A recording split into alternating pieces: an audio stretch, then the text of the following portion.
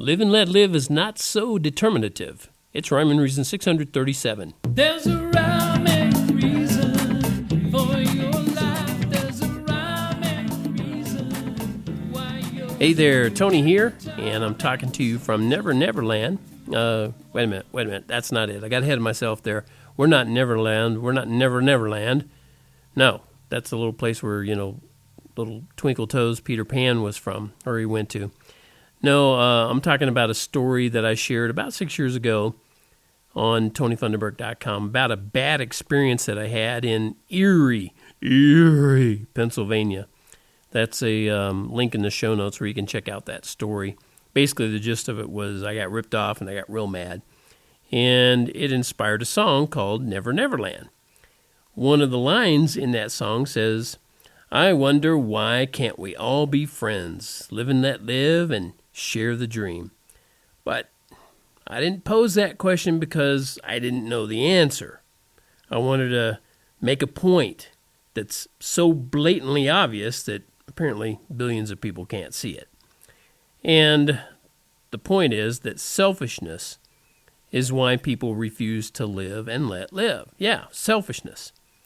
I've mentioned it many times before, how every single person on earth would benefit by following two commands. We'll just call them commands. Here's your command. Love God and love your neighbor as yourself.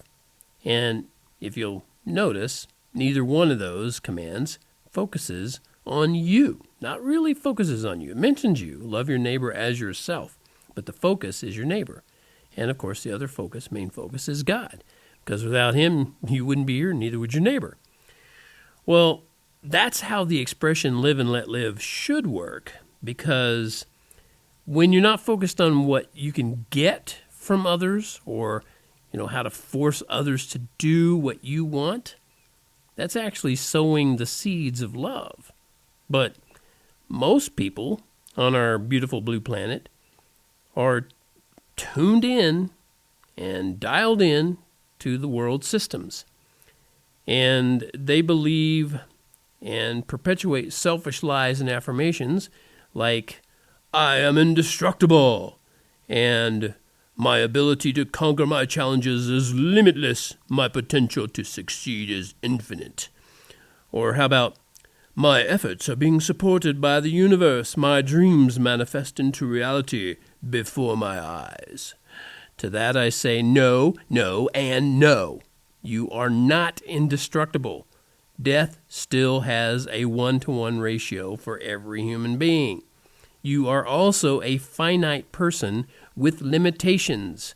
I don't care how awesome you are, you got limitations. And dreams, by the way, do not simply manifest into reality. Ask all those people who are in places of oppression. Is that their dream? Don't you think they have dreams of being out of those places of oppression? Don't you think, there's all this human trafficking talk? Don't you think those people who are being trafficked have dreams of being out of there? But they can dream it all they want. It's not going to manifest it into reality. The way those people get out of those situations usually is somebody has to do something. Do something. Not let dreams manifest into reality just because you believe they do. And it's painful to listen to or read all this nonsense that humans come up with to avoid or at least try to avoid God. They'll say things like this.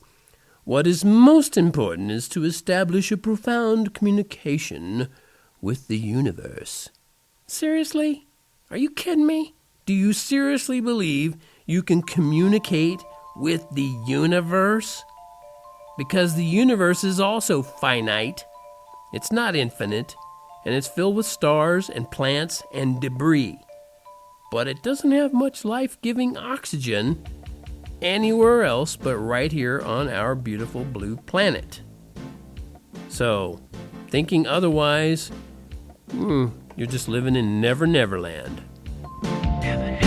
Sometimes this world brings my bad side out. I get so mad I could scream. I wonder why I can't be and let live and share the dream. So much depending on tomorrow. Heaven only knows where tomorrow goes. Why must we beg and steal and borrow a temporary fix, an empty bag of tricks? And it's just like the drifting of the sand, living in the never land, where the mind is always quicker than the hand, living in the never land, never land. Sometimes I need just to wear things out, let the sun shine on my face. Then maybe I'll keep emotions in check, and I'll still trust the human race. So much at stake, so much to lose now. Can't we understand and open up our hands? There's so much more we could be doing if we would only do what we're intended to. And it's just like the drifting of the sand, living in never land, where the mind is always quicker than the hand, living in never land, never land.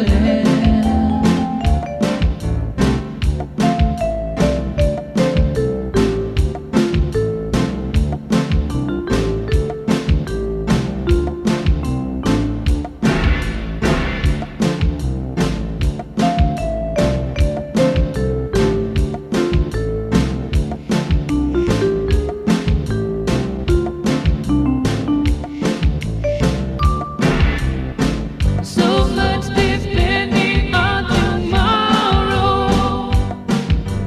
Can't we understand and open up our hands?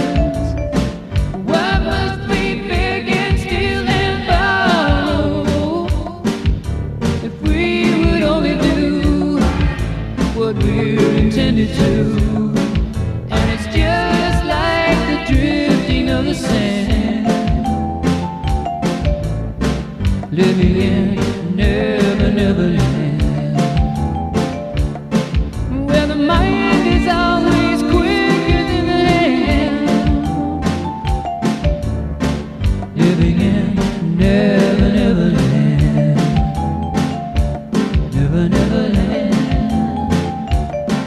And it's just like the drifting of the sand, living in never land,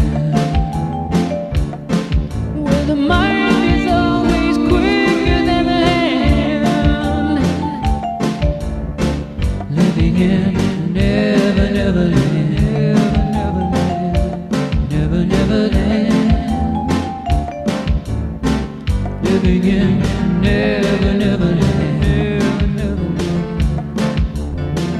living in never land, never land, living in never land, never land, living in. Okay, just to be clear, the idea of Neverland, like being in a better place where people are good to each other, that's an awesome idea. There's nothing wrong with that idea. Matter of fact, that idea is going to happen for those who choose to love God and want to be with Him forever, because He's got a place for you.